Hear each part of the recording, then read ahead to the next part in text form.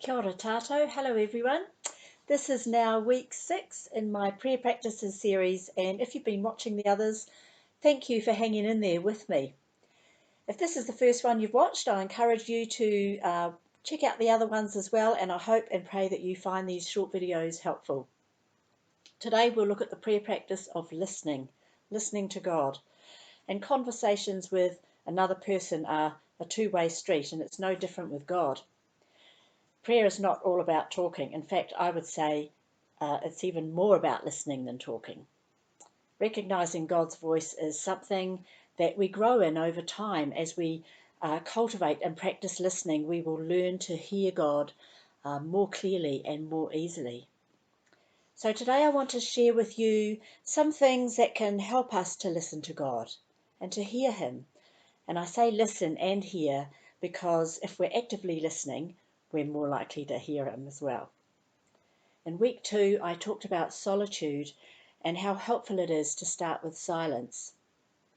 It can be really helpful to find a quiet place to be silent and just be in God's presence. God's not in a hurry, and so silence helps us to slow down and just be. Silence helps us to let go of all the distractions and other things that demand our attention. It helps us to disengage from all the other voices in our lives, which can be many.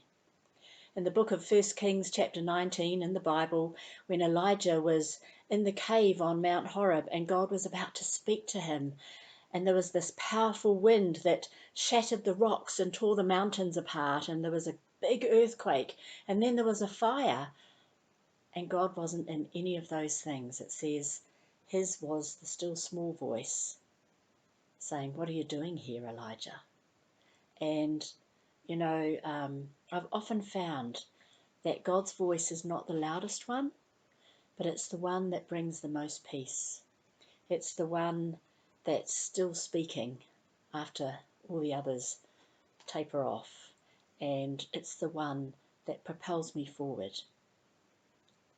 I also find it really helpful to write things down when I'm listening to God. I've actually got this little journal here that I write things in, and I find that really helpful. It helps me to just retain things. And as an example, recently I felt God was talking to me about resurrection and how we can't have resurrection without first going through death. And that's true in the natural, but also figuratively speaking, there are some things that have to come to an end, and we need to accept their death. We need to accept that it's the end of something, and we have to accept it in order to find kind of the new life form that is to come. And if we don't accept death, but we keep trying to keep something going in its old form, it's a bit like trying to dig up a dead corpse, and that's not a good thing. And it won't bring the life back. You can imagine the metaphor there. So, but what it does do, it will stop us entering into the new life that God has for that thing. And so God was speaking to me about resurrection, and I was writing things down in my journal as these thoughts were coming to me, and as I was sitting in silence, just listening to God.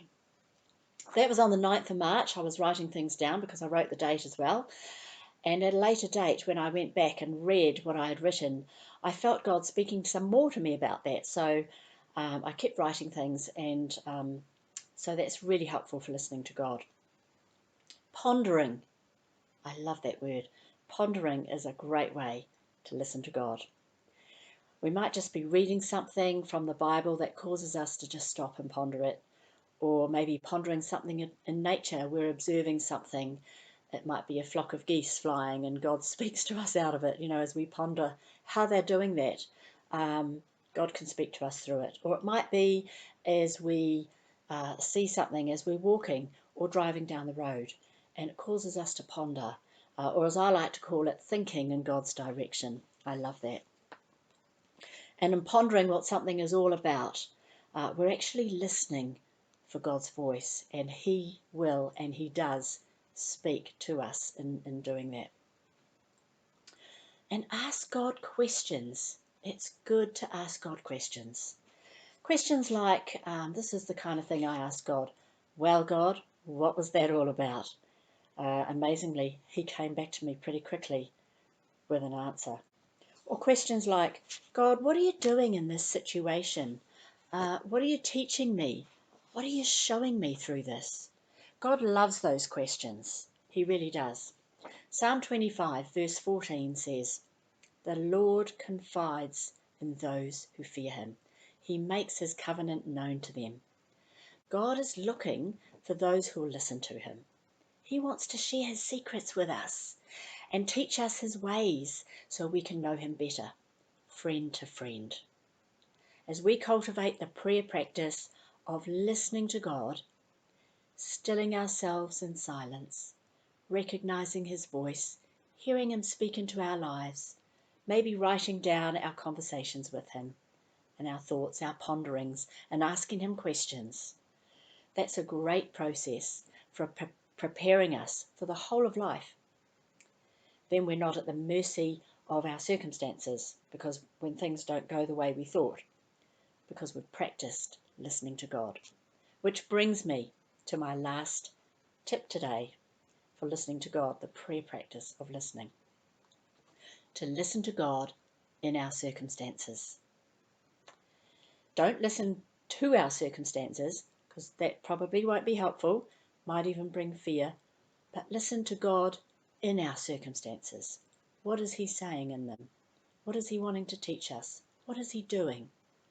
Listen to God in our circumstances, because that will bring faith into our hearts. Even if that takes a bit of time while we just process, listen to God in our circumstances. Try it. It's really good. So the reason it's so good is because we learn then to respond when something happens rather than just react out of the situation. We actually have practiced God being our go-to, and we're talking to God first.